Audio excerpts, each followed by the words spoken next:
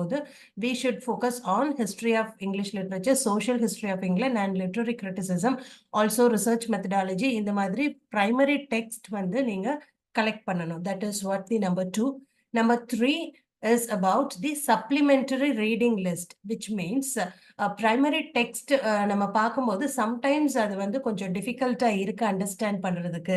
அந்த மாதிரி டைம்ல வந்து நம்ம சப்ளிமெண்டரி ரீடிங் வந்து ரெஃபர் பண்ணலாம். So if you want the supplementary reading list, it is available in the book review நம்ம சேனல்ல இருக்கு. நீங்க ரிவ்யூஸ் டீட்டெயில்ஸா கொடுத்துருக்கேன்.